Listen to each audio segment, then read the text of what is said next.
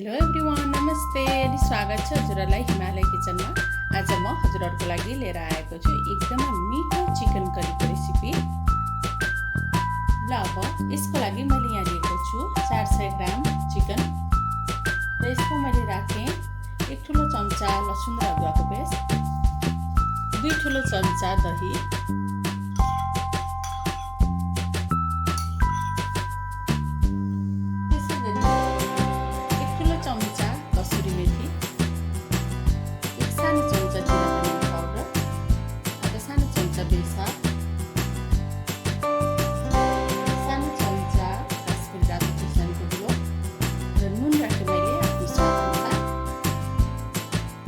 अब यसलाई एकदमै राम्ररी मिक्स गर्नुपर्छ। कसुरी मेथी धेरै राखेर बनाउनु भएकोले यसलाई चाहिँ कसुरी चिकन पनि भनिन्छ।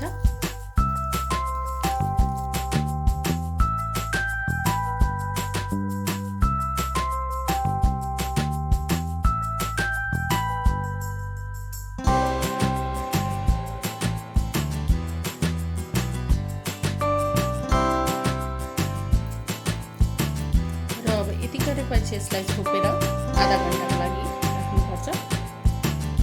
ल अब आधा घन्टा भएपछि मैले यहाँ प्यानमा 2 ठुलो चम्चा तेललाई तताउन राखेको छु। मैले यसमा फ्राई एउटा रातो सुकेको खुर्सानी, आधा सानो चम्चा जिरा, केही करी पत्ता र मैले यसमा राखेँ एउटा ठुलो प्याज मसिनो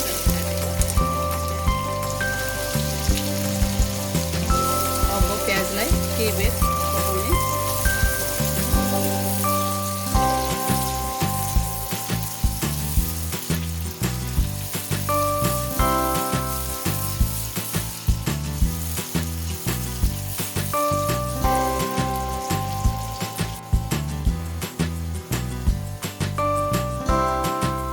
ल प्याज यतिको भएपछि मैले यसमा राखेँ 1/4 चम्चा बेसार।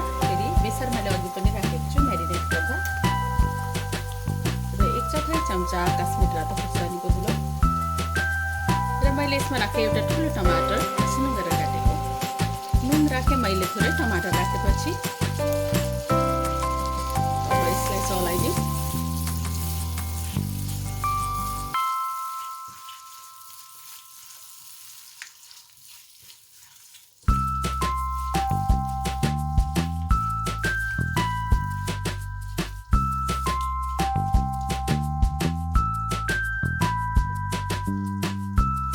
र अब टमाटर राम्ररी गलुन्जेलसम्म यसलाई छोपेर पकाउनु पर्छ।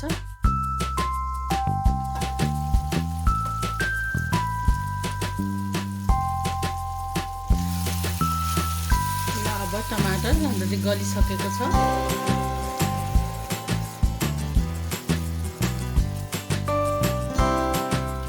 अब म यसमा राख्दैछु अघि म्यारिनेट गरेको चिकन।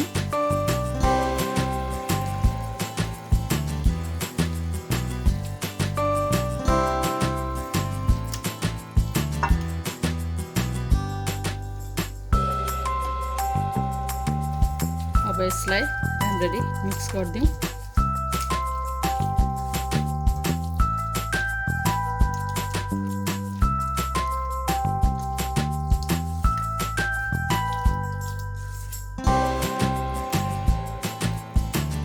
र यसलाई अब हाई हिटमा 1-2 मिनट जति चलाउँदै पकाउँ।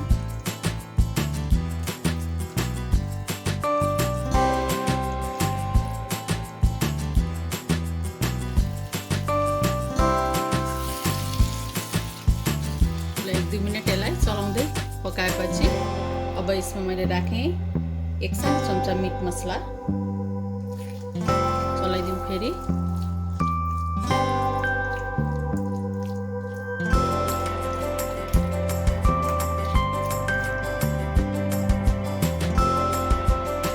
पानी राखेँ मैले।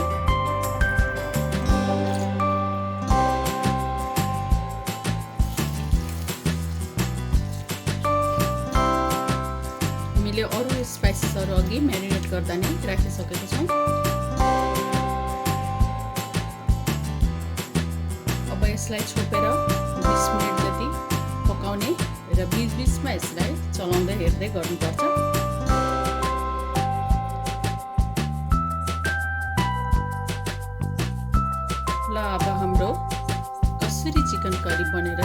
भएको छ।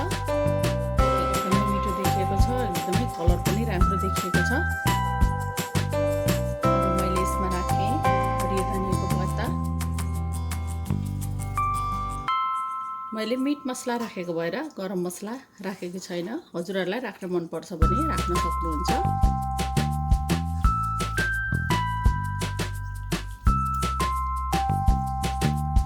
अब हाम्रो कसुरी चिकन करी सर्भ गर्नको लागि रेडी भएको छ।